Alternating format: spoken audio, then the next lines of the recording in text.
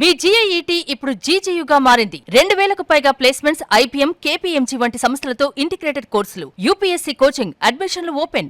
రామాలయం అసలు ఎందుకు ఇష్యూ అయింది సార్? అది కూడా డౌటే అందరికి. ఎందుకు ఆలయం గురించి అంత ఇష్యూ అయింది అసలు? ఎందుకు అంత ఇష్యూ అయింది అనేది నాకు చాలా ఆశ్చర్యం. నాకు నా నియోజకవర్గంలో ఒక పాతపడిన రామాలయం ఉంది, దాన్ని పట్టించుకునే దిక్కు లేదు, రామా నీకు దిక్కెవరు అని నన్ను క్రిటిసైజ్ చేస్తూ సాక్షి పేపర్లో ఒక ఆర్టికల్ వచ్చింది. 1/8 పేజు ఒక ఆర్టికల్ వచ్చింది.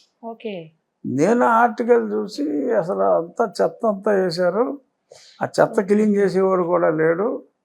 ఈ స్థానిక ఎమ్మెల్యే ఏమో ఆ కాలువలు బాగు చేస్తున్నానని చెప్పి, ఎన్నో ఆక్రమణలు తొలగిస్తున్నానని చెప్పి మాట్లాడే వ్యక్తి కనీసం ఇక్కడ చెత్తను కూడా తొలగించలేకపోతున్నాడని చెప్పి నా మీద సర్కాస్టిక్గా ఆ దేవాలయం బొమ్మేసి ఒక ఆర్టికల్ వచ్చింది. నేను అది చదివి మా వాళ్ళకి, నా అనుచరుల గణానికి ఫోన్ చేసి, మీరు ముందు అర్జెంటుగా అది క్లీన్ చేయండి, ఆ దేవాలయం ప్రెమిసెస్ని క్లీన్ చేయండి అని చెప్పి. అది మీ దృష్టిలోకి రాలేదు? నాకు తెలీదు. ఏదో ఒక ఊర్లో ఒక చోట ఒక ఆలయం పాతపడిపోయింది అంటే అన్నీ నా దృష్టికి రావు కదా, పేపర్లో రాస్తే వచ్చింది. నేను చూసి ఇమ్మీడియట్గా మనుషుల్ని వెళ్ళి క్లీన్ చేయమన్నా. మనుషుల్ని వెళ్ళి క్లీన్ చేయమన్నా. ఏదో చిన్న పెట్టి ఇష్యూ అనుకున్నా. మనుషుల్ని వెళ్ళి ఆ గుడి ఏదో చెత్త అంతా తీసుకెళ్ళి గుళ్ళు వేసారా, అది క్లీన్ చేయండి అన్నా. సో క్లీన్ చేయమని తర్వాత చెప్పిన నెక్స్ట్ డే ఏమన్నానంటే, క్లీన్ చేసేసారు కదా, చిన్న పనే కదా చెప్పింది, చెత్త తీయమన్నాను. ఆ సాక్షి పేపర్లో మరీ స్పష్టంగా రాశాడు, ఆ సాక్షి పేపర్ వాడికి క్లీన్ చేసిన ఫోటో పంపించండి, మళ్ళీ సంస్కారవంతంగా వేస్తాడా, ఏదో సాక్షికి స్పందన ఇమీడియట్గా ఎమ్మెల్యే రియాక్ట్ అయ్యాడు అంటాడా, ఏమంటాడో చూద్దాం, క్లీన్ చేసిన ఫోటోలు పంపించండి అని చెప్పా. వాళ్ళు నాకు రివర్స్లో క్లీన్ చేయడానికి వెళ్తే అక్కడ ఉన్న క్రిస్టియన్స్ మమ్మల్ని కొట్టడానికి వచ్చారు, క్లీన్ చేయనివ్వలేదు అన్నారు. వాళ్ళకేం సంబంధం రామాలయానికి? అదే అసలు క్లీన్ చేయడానికి కూడా వీల్లేదన్నారు. ఇక్కడ మేమంతా మతం మారిపోయాం, ఇక్కడ క్లీన్ చేయడానికే వీల్లేదు అన్నారట. ఇది ఎక్కడ గొడవ? ఆడు విగ్రహాలు ఉన్నాయి, రామాలయం అని సాక్షుడే రాశాడు. ఆ ఊర్లో ఒక్క మతం వాళ్ళే ఉన్నారండి? ఆ కాలనీ, ఊరు కాదు అది, ఆకివీడు టౌన్లో ఒక పేట. ఆ పేట పేరు పెద్దపేట. సో ఒకప్పుడు అందరూ హిందూసే, ఎస్సీలు ఎక్కువగా ఉన్నారు, వాళ్ళు కన్వర్ట్ అయ్యారట. కన్వర్ట్ అయ్యారంటే సర్టిఫికెట్లో ఎస్సీ అని ఉంటుంది, బట్ ప్రాక్టికల్గా 3 చర్చిలు ఉన్నాయి ఆ చిన్న సందులో. మళ్ళీ రామాలయం క్లీనింగ్ ఇదంతా వాళ్ళకి నచ్చినట్టు లేదు, కొట్టడానికి వచ్చారు. కొట్టడానికి రావడం ఏంటరా, ఇది మరీ టూ మచ్గా ఉందని నేను వెళ్ళా.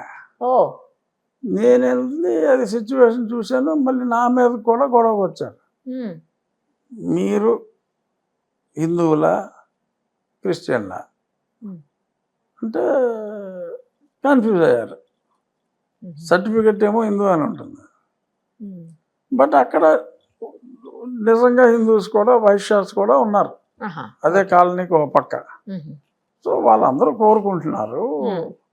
సో నేనేమన్నానంటే, ఈ ఆలయం ఇదే ప్లేస్లో ఇది ముట్టుకుంటే పడిపోయేలా ఉంది అది, సో దాన్ని తీసి కొత్త ఆలయం కడదాం అని చెప్పి ఒక అష్యూరెన్స్ ఇస్తే, ఇక్కడ గుడి కడటానికి వీల్లేదు, మాకు పూర్వం ఏమో ఇక్కడ ఏదో గొంతేనమ్మ అని ఒక ఆలయం ఉండేది, అసలు గొంతేనమ్మ అనేది అక్కడ లేదు, అక్కడ గొంతేనమ్మకి అసలు ఆలయం కాన్సెప్ట్ కూడా ఎక్కడా లేదు.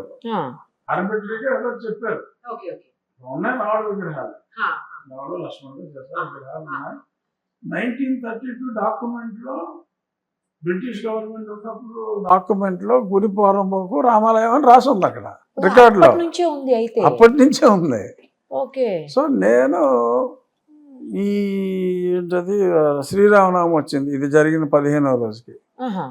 ఆ శ్రీరామనవమి రోజు నేను పానకం, అంత ముందు సంవత్సరం కూడా పానకం ఇచ్చారంట ఆ రోజుకి. సో మళ్ళీ పానకం ఇస్తాం మేము అని చెప్పి వాళ్ళంటే, నేను ఒక 7-8 రామాలయాలు తిరుగుతూ అక్కడికి కూడా వస్తానని చెప్పి అక్కడికి కూడా వెళ్ళా. వెళ్తే లిటరల్గా దే అటాక్డ్, దాడి చేశారు. నా పక్కనున్న ఒక వ్యక్తికి ఇక్కడ మేకు దిగింది, అమ్మో. ఒక చెక్కకి మేకు ఉంటే కొట్టారు. ఇలా కొడితే మేకు ఇక్కడ ఉండిపోయింది చెక్కతో సహా. సో అది డాక్టర్ల హాస్పిటల్లో తీశారు. లక్కీగా కొంచెం ఫ్యూ మిల్లీమీటర్స్ అటు ఇటు అయ్యి ఉంటే చనిపోయి ఉండేవాడు. సో నేను అది చూసి చలించిపోయి డెఫినెట్గా అట్ ది ఎర్లియస్ట్ ఇక్కడ గుడి కట్టాల్సిందే.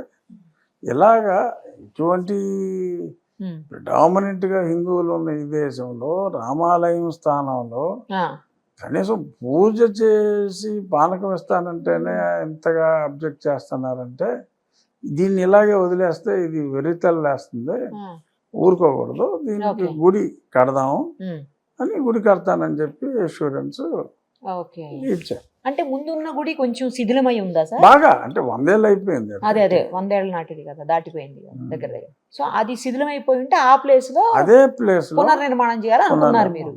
ఓకే, అది కుదరదు అంటారు వీళ్ళు. ఎందుకని తెలీదు, కుదరదు అంతే అంటారు. అవును, వాళ్ళకి ఇష్టమైతే రావచ్చు టెంపుల్ లోపలికి, అవును. లేకపోతే మానేయొచ్చు. అసలు కడతానికి వీల్లేదు అంటారు. అదేంటి అసలు? అంటే అది మా స్థలం అని, అది ప్రభుత్వ స్థలం. ప్రభుత్వ స్థలం అయితే ఇప్పుడు ఓకే, ఒరిజినల్గా మా దేవత లేకపోతే మా దేవుడు ఉన్న స్థలం. అప్పుడు మేము మతం మారిపోయాం, అప్పుడు మాకు కావాల్సింది మేము ఏదో ఒకటి చేసుకుంటాం, మీరు అక్కడ ఏం చేయడానికి వీల్లేదు అని మొదలెట్టారు. వితండవాదం. ఆ వితండవాదానికి ఈయన న్యాయవాది. సో అలాగా ఆ గ్యాప్ వచ్చింది. సో దానికి అతను 4 కోసేస్తానని ఇలాగా. నేనెవరిని చట్టం మార్చడానికి, ముందు నుంచి అది మారి ఓకే వీళ్ళు ప్రయత్నం చేస్తున్నారు రాజ్యాంగాన్ని మార్చాలని. మారితే ఓకే, మారేదాకా ఉన్న రాజ్యాంగాన్ని ఫాలో అవ్వాలి కదా. నేను ఈ రాజ్యాంగాన్ని ఫాలో అవను, ఈ రాజ్యాంగం ఫాలో అవ్వాలి అని ఎవడైనా మాట్లాడితే ఆడికి 4 కోసేస్తా, అని నచ్చేస్తా ఇచ్చేస్తా, 4 కోసి ఇంకెవరికో ఉప ముఖ్యమంత్రికి డిప్యూటీ మరి ప్రాస కలిసిందని ఏంటో డిప్యూటీ స్పీకర్ 4 కోసి డిప్యూటీ సీఎంకి కానుకగా ఇస్తా, భవిష్యత్తులో బిడ్డ నేనే డిప్యూటీ సీఎంని అని అనౌన్స్మెంట్లు, ఇవన్నీ మరి ఎందుకు మాట్లాడుతున్నారు అనేది తెలియదు. సుమన్ టీవీలో మీ పర్సనల్ అండ్ బిజినెస్ ప్రమోషన్స్ కోసం కింది నెంబర్కి కాంటాక్ట్ చేయండి.